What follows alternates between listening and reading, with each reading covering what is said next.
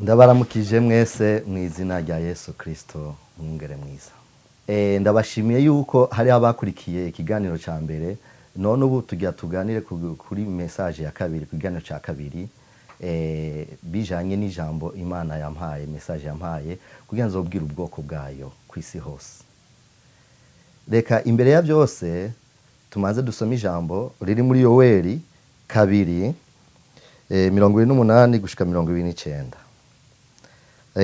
Umutwe w'amajambo muri Bibiliya y'Ikirundi haravuga ngo Yoweli avugishwa ivyo kuzoza kwa mpwemu yera. Hanyuma y'ivyo nzosuka mpwemu wanje kubari n'umubiri wose, abahungu banyu n'abakobwa banyu bazovugishwa nanje, n'abatama banyu bazorota inzozi, n'imisore yanyu izobona ivyo yeretswe, kandi n'abagurano banje n'abahungu n'abakobwa muri iyo minsi nzobasuka ko mpwemu wanje. Haleluya. Reka dusenge mu izina rya Yesu. Data wa twese wo mw'ijuru, izina ryawe ryubahwe.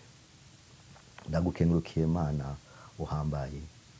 Ni wewe wadushoboje, ni wewe washoboje kugira ushobore kuvuga ino message. Mwami, ndahamagaje Mwami imbaraga zawe, ndahamagaje Mwami revelation divine, ihishurirwa rivuye mu ijuru, uhishure Mwami iyi message kugira ize Mwami iduhindure. Mwami, ihindure umuntu wese azakurikirana iyi message, ihindure Mwami imibereho yacu, ihindure ubuzima bwacu, kuko ngo ijambo ryawe rimeze nk'imbuto, iyo rije, iyo umuntu abivye imbuto ararindira, imaze gukura isohora imbuto ikama ivyamwa vyiza. Reka Mwami iri jambo ugira ubibe mu mitima yacu, rizoduhindure, tugira urukundo, imbuto z'urukundo, imbuto zo kwihangana, imbuto z'umunezero, imbuto z'amahoro mu bana bawe, mu itorero ryawe. Mwami Yesu Kristo, jewe ntaco noshobora kuvuga kubganje, ariko ngira mvuge message yawe, kandi jewe unkoreshe nk'icombo cawe, un instrument, ndi ngaha kugira uncemwo, kugira abantu bawe bakire message, kandi nsengeye imitima yabo, ivyimviro vyabo Mwami, umuntu wese azayikurikira kugira izomugira akamaro, imukuraho yarari imushire mu rundi rwego. Icubahiro cyawe ni mu izina ryawe Yesu Kristo dusenze, amen.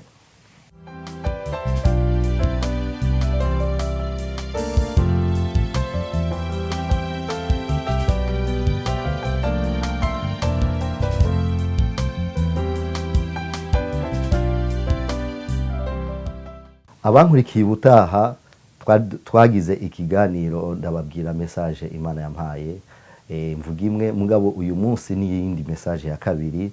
Ico gihe iyo message rero yerekeye uko eglise, itorero rya Kristo rikwiye kwivangura n'isi. Hari tariki 26 z'ukwezi kwa 11 2014. Nkuko navuze, ndakunda kuvyuka kenshi kurusenga saa 9 z'ijoro, ariko uwo munsi numvise bingoye cyavyuka, ngira mvyuke numva ngiye mwitiro ryinshi cyane. Saa 9:30 ntangura kurota inzozi. Ndose inzozi, ariko inzozi kenshi iyo ubonyemwe ama image ukabwiga ukaraba ukumva umuntu akuganiriza ukabona amashusho, ico gihe biba bicitse iyerekwa ariyo vision. Numva ryajwi ryanganiza ubwa mbere byongera rirambwira uti mwana wanje vyuka ndakwereke. Mvyutse ndicara ku gitanda, hanyuma mbona more centre d'achat nini cyane. Centre d'achat ngaha Ottawa, jemba Ottawa, mu muji wa Ottawa, hariho mole tuzi nini ya centre d'achat ni ya Serora. Nabonye umenga turi muri Serora, ariko iyo mole, iyo centre d'achat nabonye ari nini cyane, yoba yungana n'umuji wa Ottawa. Ariko muri iyo mole mbona abantu benshi cyane, mbona mugabo abantu b'ubwoko bubiri, imice ibiri. Iyo mice, umuce wa mbere bari abantu benshi nibo badomina muri centre d'achat. Muri abo bantu benshi mbona bambaye impuzu zirabura, impuzu zidasa neza, zigifite umwiza, ariko nkabona hari umwiza mwinshi muri centre d'achat.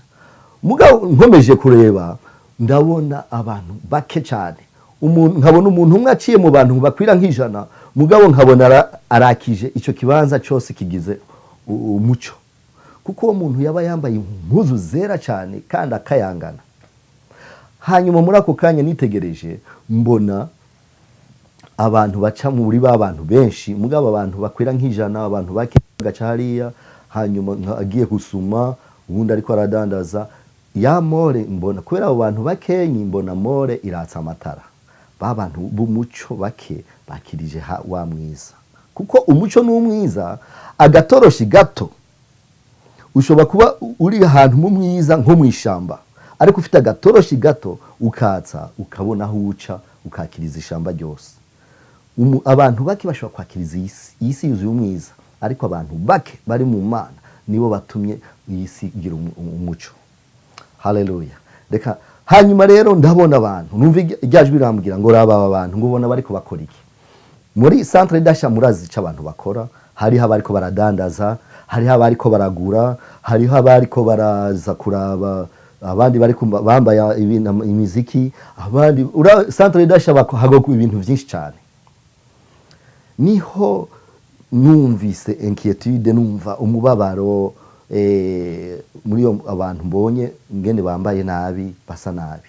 Ndabwira uwo muntu, ariko se ni kubera iki aba bantu bavanganye? Ni kubera iki bajya abantu bambaye neza bake mbona batokwivangura bakava muri abo bantu bambaye nabi ntibaje hamwe?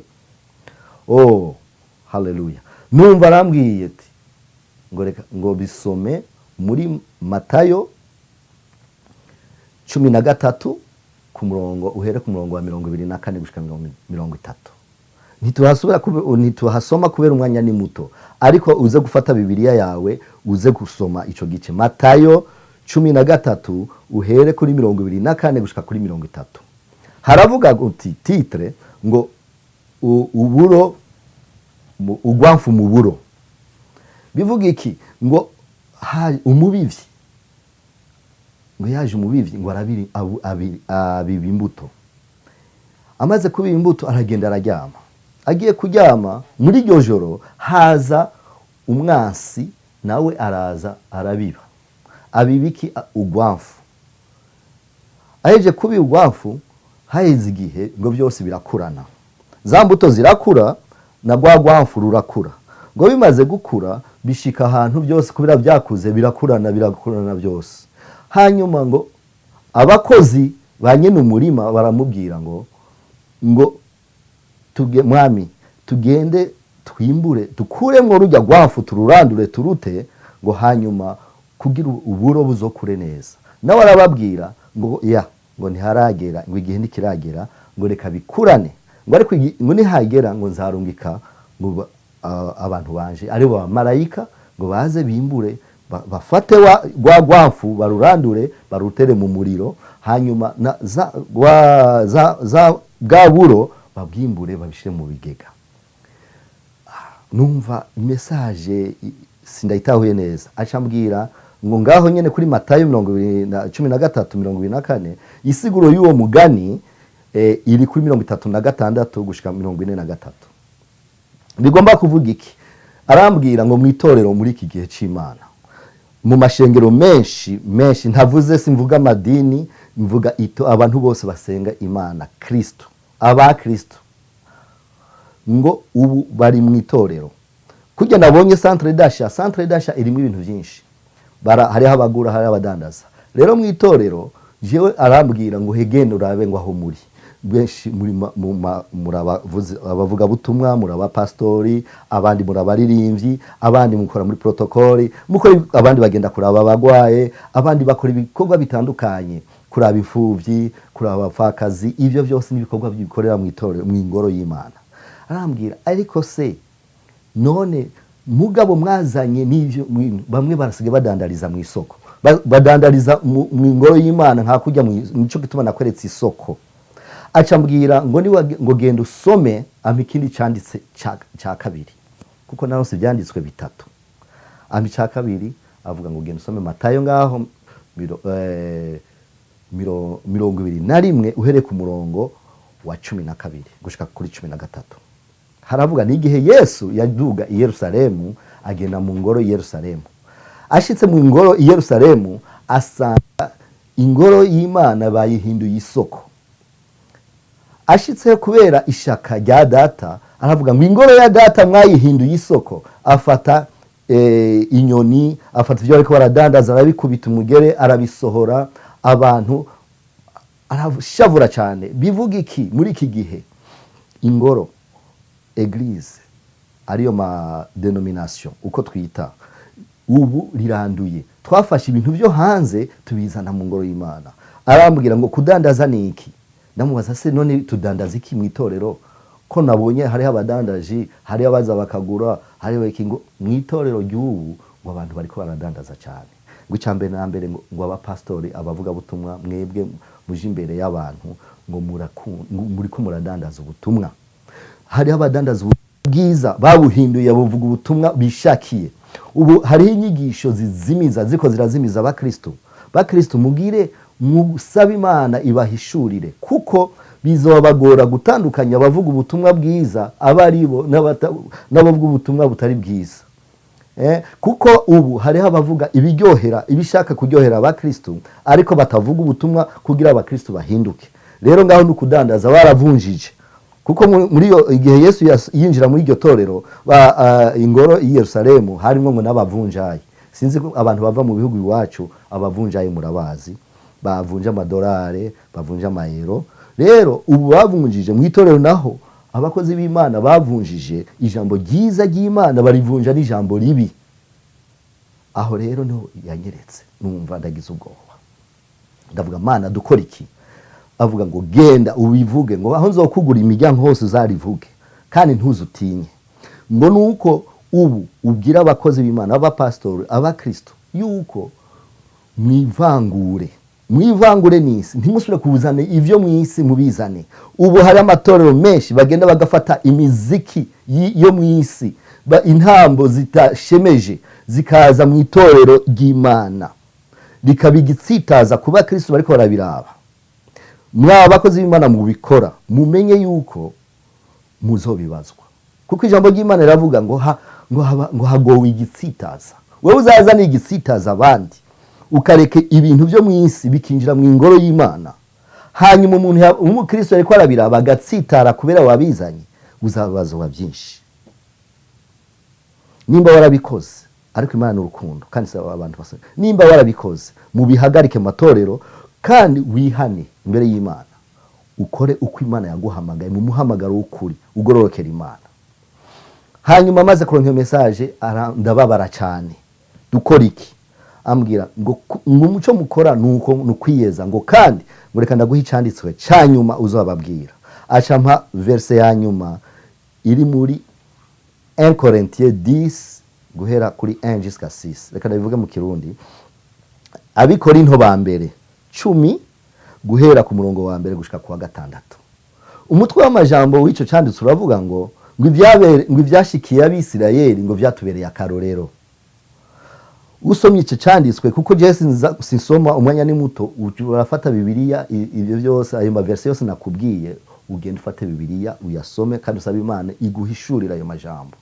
N'amajambo akomeye cyane, n'amajambo Imana ishaka ko tuganira. Uravuga ngo abisirayeli igihe bava muri Egiputa, Imana yabakoreye ibitangaza, ngo banyoye ngo ku mazi mu rutare. Mose yakubise inkoni kuri rwa rutare, banyotewe havamwe amazi baranywa. Ngo urwo rutare yarinde ngo yari Yesu, ngo babatijwe muri ayo mazi, ngo kandi ngo barakiye agakiza, bose bari bakijijwe, bakorewe ngo bagiye ibyo kurya bivuye mu ijuru.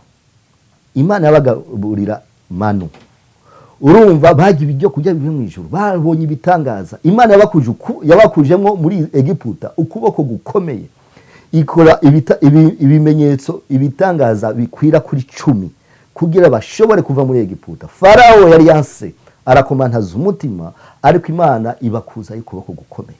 Bivuga iki? Muri iki gihe twebwe natwe Apocalypse byahishuriwe, Imana izadukura muri iyi si kandi twarose ibitangaza byinshi.